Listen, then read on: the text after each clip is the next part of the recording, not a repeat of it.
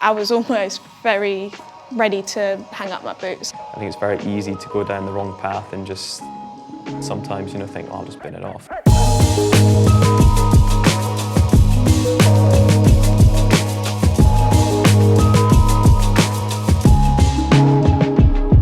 So when I was younger, I wanted to be playing first team football as soon as possible. So I was at Reading. I went on numerous loans. Was it all quite like smooth sailing, or was it like sometimes in some loans you were a bit like, and you don't name the club, yeah, but like was it tough sometimes and you were like, was this the right decision? Or? Yeah, a couple of times I thought, oh, is this the right decision? But I knew my sort of end goal was I needed to be playing football. Obviously being a young goalie and that, I think it's a little bit more difficult. Obviously, you don't come on as a sub and that, so... Yeah, so true. You need to get out so playing. Yeah, you're not playing like 20 minutes or anything, are you? Yeah, you're just not coming on as a goalie, so yeah. I wanted to get out. There was a couple of hard decisions where to go, whether I should go to that club or not. Obviously, I did, and I think it's sort of paid off now. I was with the Southampton Academy from young. I went to Chelsea. I was there for 5 years. I left Chelsea and went to Brighton. Then the injury happened. I went on loan to Bristol. That was more mental. I needed something new. It wasn't so much just about minutes anymore. It was a completely different perspective. I just needed new people, new place, new environment, just to find the love of football again, because I really struggled to enjoy it.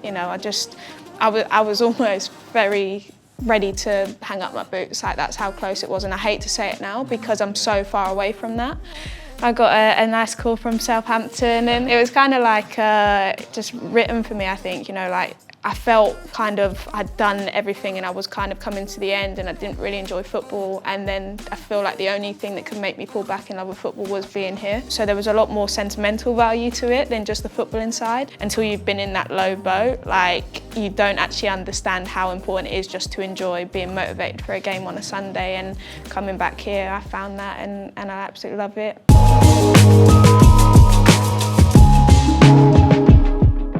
It's good to have good people around you. With my family, I had a very sort of supportive and competitive family. My dad always sort of drummed into me when I was younger that I'd have to make sacrifices if I wanted to get to where I wanted to get. It was difficult in that sense when I'd have sort of friends going out, say maybe on a Friday night or Saturday night. Couldn't be doing that, making them sort of little sacrifices to sort of get me to where I am now. You kind of don't want to report your problems to people, so it's about having people around you that you can trust. And without the single supports like my brother and my family, my dad, my mum, I wouldn't have even got this far. My dad was probably the strong character behind it. Even at a young age, I remember him just sort of speaking to me, just sort of steering me on the right path when maybe I was thinking of other things. I think it's very important. You need that strong character in your life to give you those checks and balances, and also that love and support when you need it. And I think sometimes you do need someone to tell you you weren't great there, but also you need somebody to know when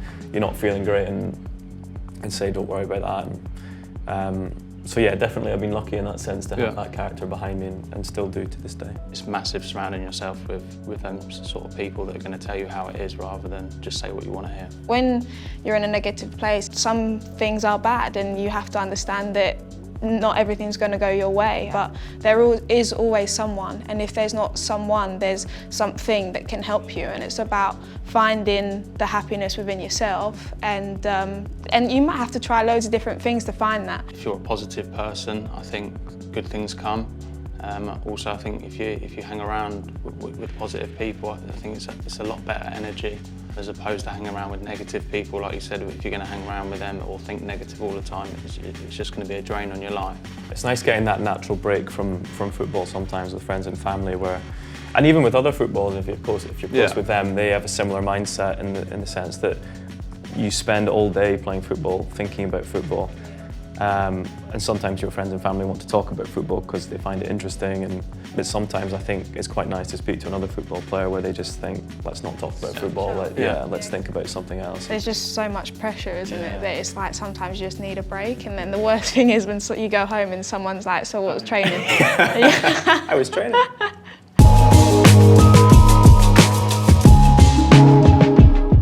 I think it was the first season that I came here in the cup game.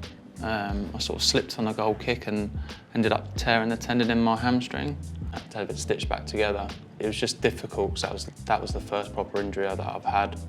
Obviously, you go from that sort of transition from where you're sort of out training every day, you're on that sort of schedule, to being in early, finishing late. Like, the days never seem like they're ending, and then they just keep repeating. It's mentally tough. I think it's very easy to go down the wrong path and just sometimes, think, oh, I'll just bin it off, and why do I put myself through this? And then it sort of brings back to having those people around you that just tap you on the shoulder, just calm down, and things will be fine, and usually they always are. So, but ultimately the end goal is you never do give up, and you always keep pushing yourself to get back in, and it's always worth it in the end. For me, it wasn't actually the injury that was the problem, because you understand with football that can happen. It was actually the process of coming back. Like, I couldn't get into the team. It was hard going into training every day. I'd be sat there from 7:30 in the morning till 4 o'clock. These were long days of training. And mentally, it was just quite degrading. And I go back to what I said about people going, oh, is Raf still injured? Well, no, I'm not injured. I'm just not getting picked, and it's constant. And then social media that you're fighting. And football for me is like a relationship that is such a fine line between love and hate. When things are amazing, it's the best thing in the world, and when it's really bad, it's terrible. And I just couldn't get out of that terrible stage for so long. I'm talking 2 years. And that's when I kind of prolonged that thinking and was like, well, maybe I just need to get out of it altogether. And then my brother, being the main person, was like, you're stupid, you're in a great position right now. It's about working hard and just kind of working in the shadows, and then, when you get back on the pitch and stuff, people will see how hard you've worked and managed to do it, but like I said, without making the choices, and that was ultimately what it was. I knew that I could work hard, and I never doubted that, but it was about making the right decision to then be able to work hard. And like I said, by coming here, that was the right decision.